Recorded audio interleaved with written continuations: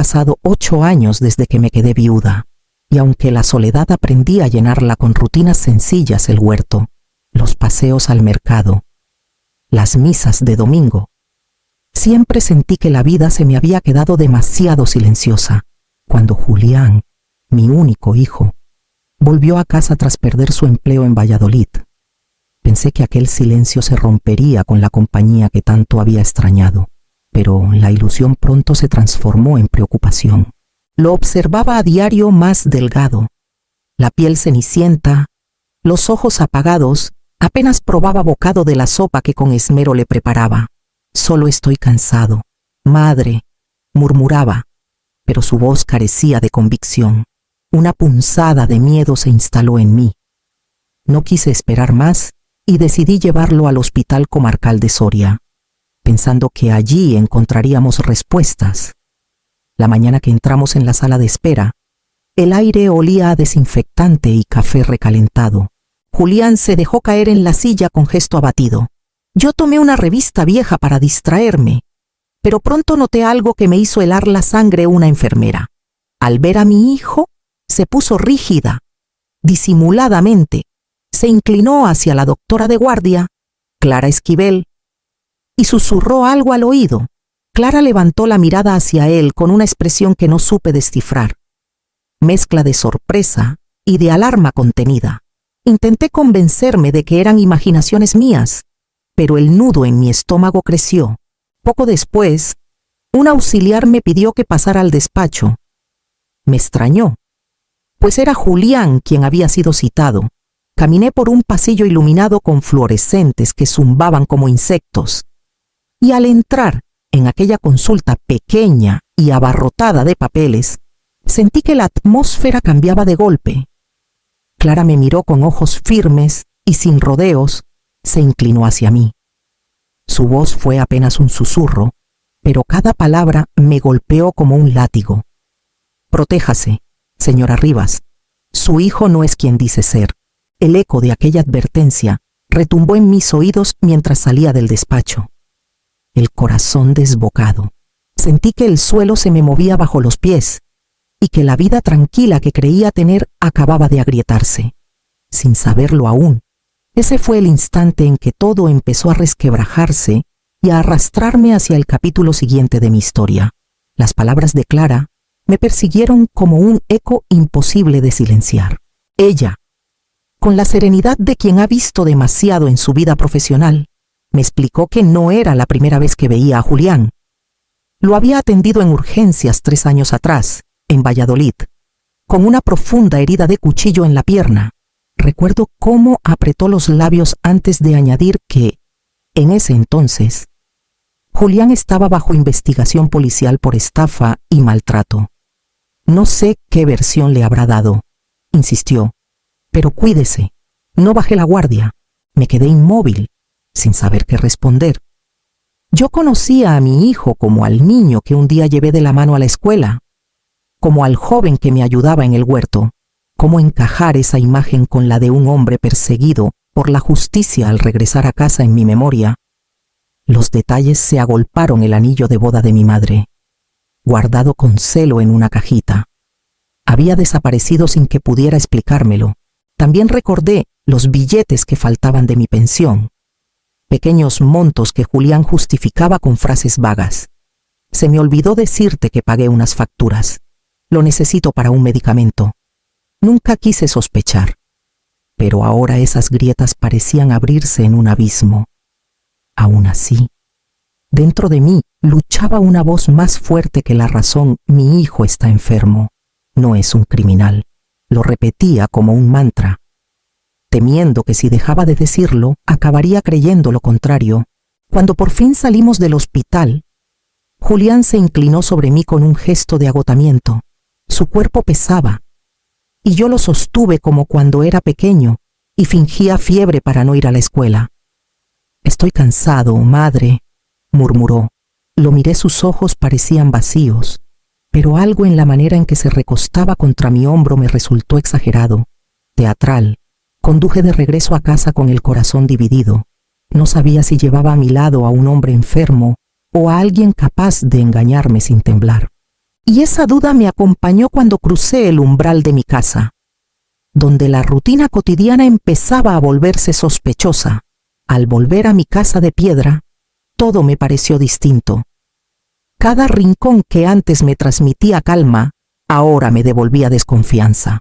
Abrí la despensa y noté que los tarros de legumbres, que acostumbraban durarme semanas, estaban medio vacíos. Revisé el arcón donde guardaba algunas joyas antiguas heredadas de mi madre y descubrí que la cajita de plata, donde reposaban, ya no estaba en su lugar habitual. Intenté convencerme de que quizás yo misma la había movido, pero la certeza de su ausencia me golpeó con fuerza. Al día siguiente, doña Maribí, mi vecina de toda la vida, me detuvo en la plaza. Con su tono chismoso pero siempre directo, me dijo que había visto a Julián entrar en un local de apuestas de la calle Mayor. Su comentario me atravesó como un dardo. ¿Qué hacía mi hijo en un sitio así? Si apenas decía tener fuerzas para caminar, regresé a casa con el alma apretada. El aire en mi propio hogar me resultaba pesado, como si las paredes guardaran secretos. A veces, mientras recogía la ropa o fregaba la loza, me venían recuerdos de Julián niño frágil, con sus rodillas raspadas después de jugar al fútbol y su mirada triste cuando los demás chicos lo dejaban de lado. Esa imagen tierna luchaba dentro de mí contra la sombra de sospecha que crecía. Una noche, incapaz de dormir, pasé por el salón. La luz tenue del teléfono iluminaba el rostro de Julián. Me escondí tras la puerta entreabierta y lo escuché hablar en voz baja. Sí, te pagaré pronto. Mi madre no sospecha nada. Sentí un frío recorrerme de pies a cabeza. En cuanto me vio, cortó la llamada de inmediato y me dedicó una sonrisa forzada, como si nada hubiera ocurrido.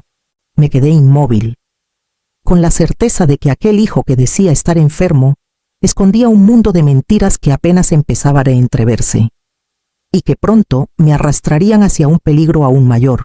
Esa mañana decidí ir al mercado, pensando que distraerme con el bullicio de los puestos y el aroma a pan recién horneado me haría bien. Sin embargo, las conversaciones que escuché no hicieron más que hincar más hondo la espina de la sospecha.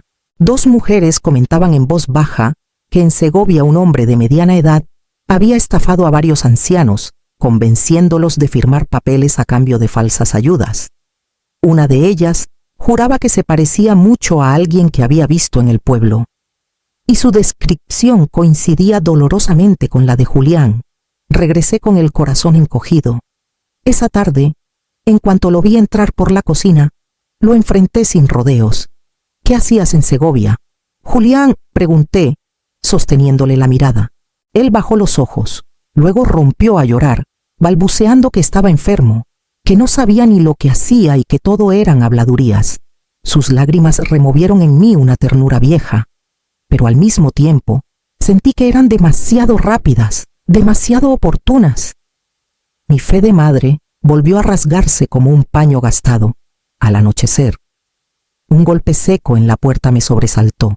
Al abrir, un hombre desconocido me miró fijamente y exigió el dinero de la deuda. Y que sea pronto.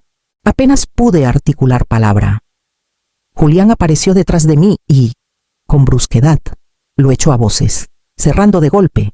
Intentó tranquilizarme diciendo que era un loco, alguien que se había equivocado de casa.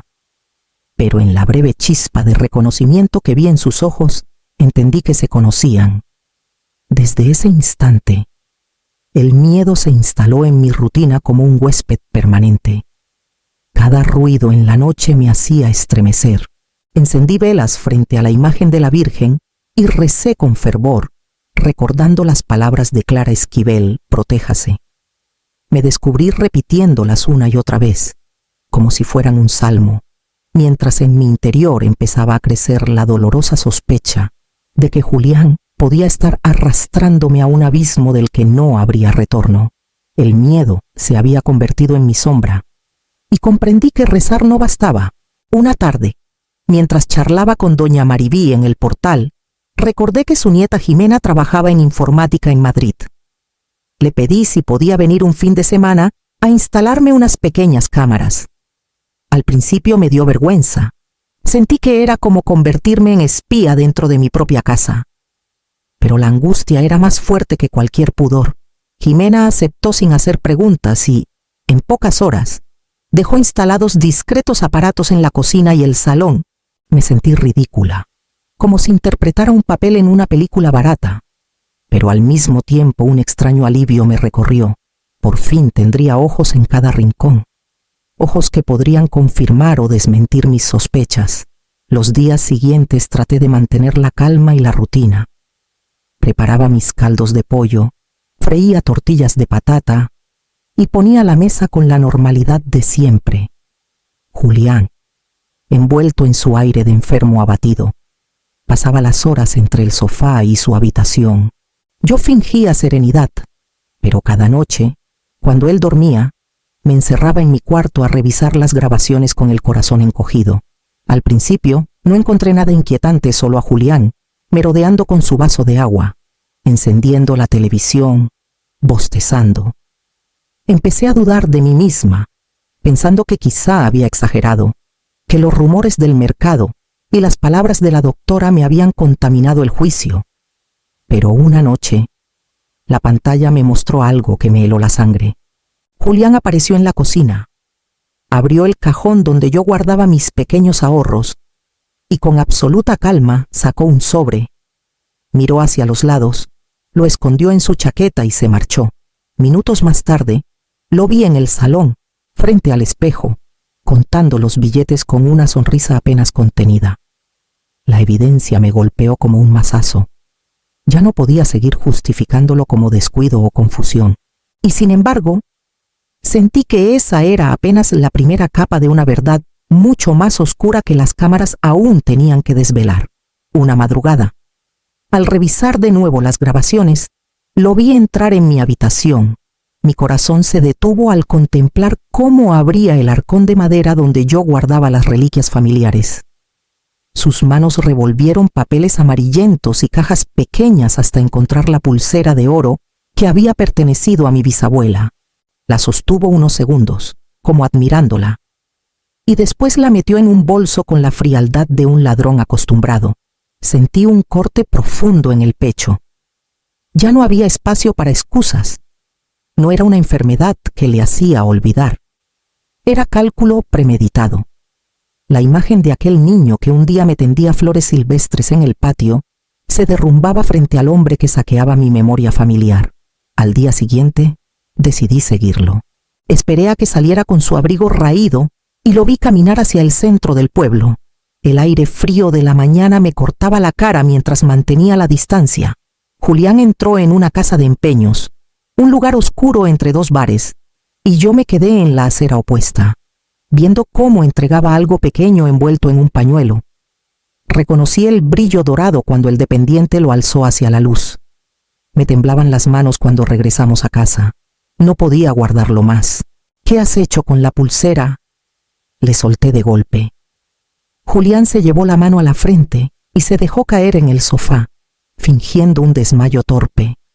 Al cabo de unos segundos, entre falsas lágrimas, murmuró: «Estoy enfermo, madre. No sé lo que hago». Lo miré a los ojos, buscando al hijo que creí conocer, pero su mirada era gélida, calculadora, completamente ajena a la compasión que sus palabras fingían. Comprendí que usaba mi amor como arma contra mí. El nudo en mi garganta me impidió hablar más. Pero en mi interior ya no quedaban dudas. Debía elegir entre seguir, prisionera de su chantaje, o atreverme, de una vez por todas, a destapar la verdad que se escondía detrás de sus mentiras. Con el corazón desgarrado, busqué apoyo en mi sobrina Celia. Siempre había pensado que, entre nosotras, existía un lazo de confianza capaz de resistir cualquier tormenta. La cité en un café discreto y, con voz temblorosa, le conté lo que había descubierto: el dinero desaparecido, las joyas vendidas, las imágenes captadas por la cámara. Esperaba consuelo, comprensión, quizá un consejo sensato, pero sus palabras me atravesaron como una daga.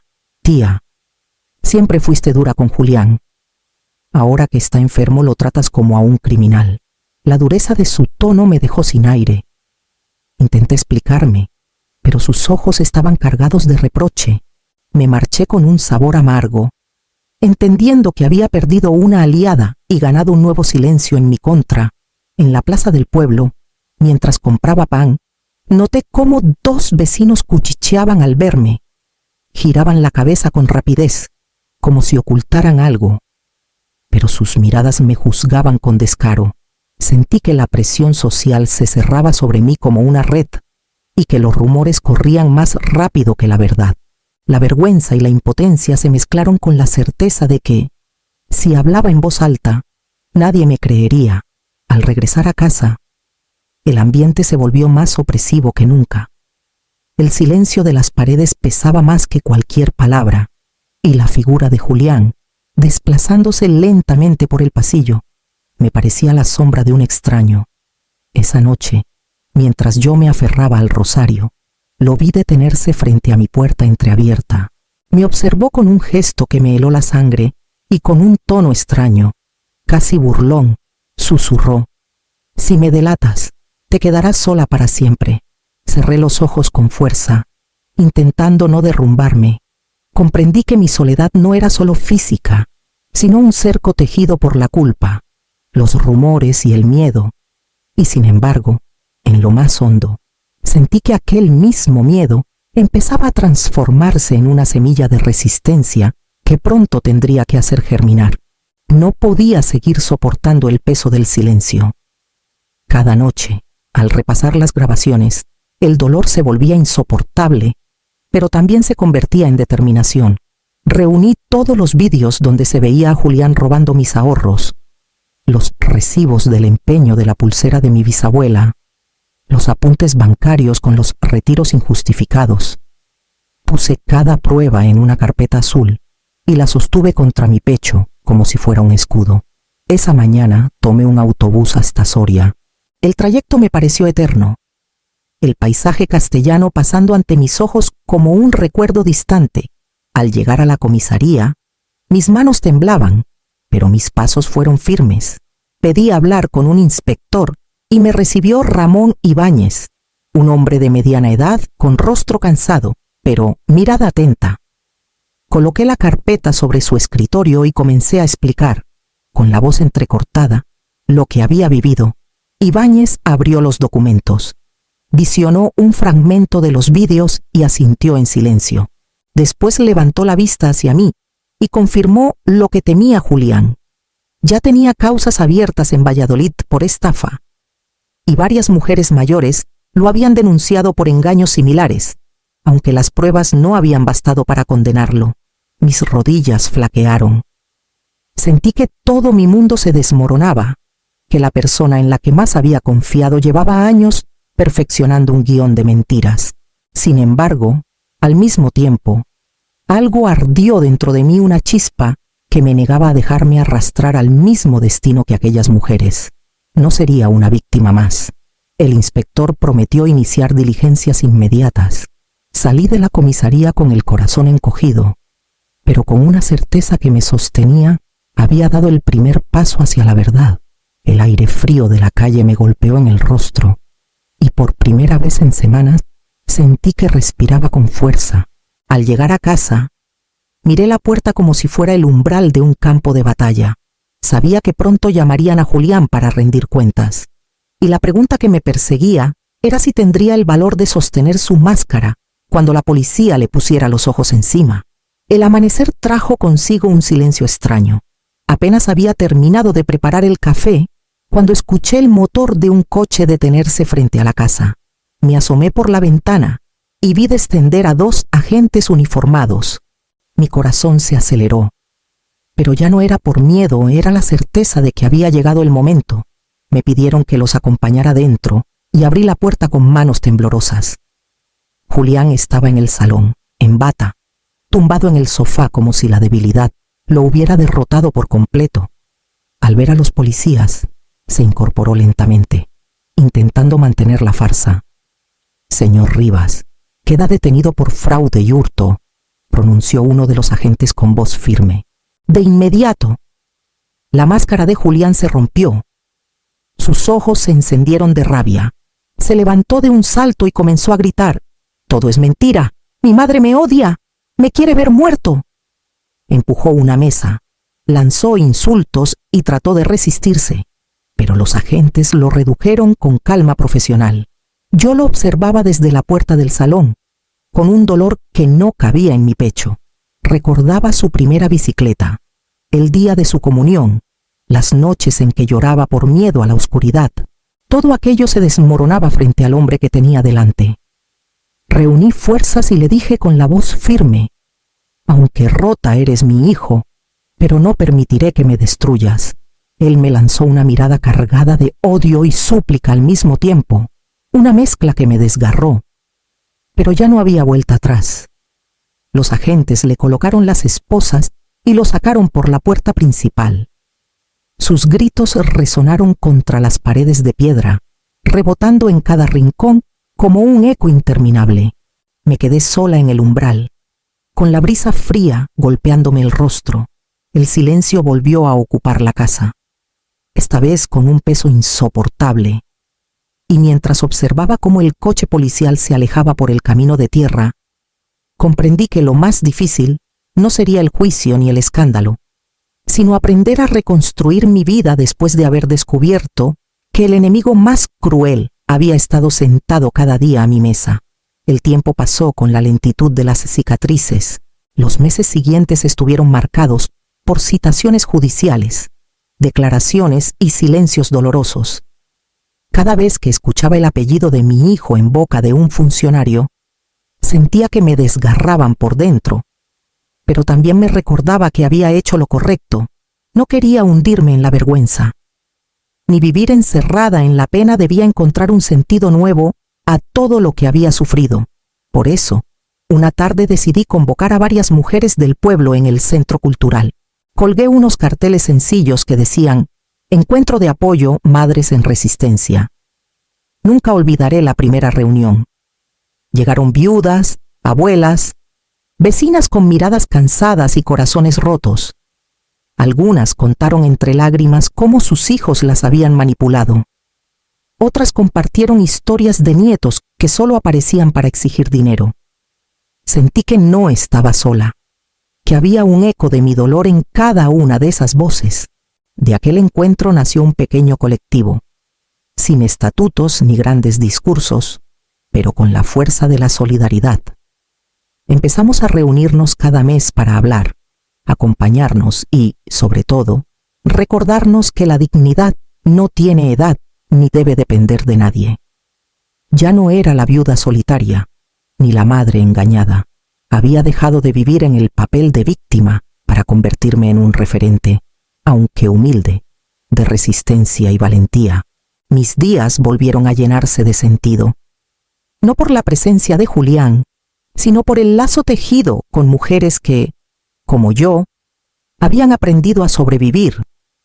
Una tarde, en mi cocina, mientras servía café caliente y rebanadas de pan a mis amigas, miré a mi alrededor. Las risas y las conversaciones llenaban la casa que antes solo conocía silencios. Pensé entonces: he perdido a un hijo, pero he recuperado mi voz. Me apoyé en la mesa, con el rostro sereno pero firme, sintiendo que aquella nueva familia elegida era la verdadera herencia que me quedaba. Y comprendí que la mayor victoria no estaba en vengarme, sino en transformar la traición en fuerza compartida.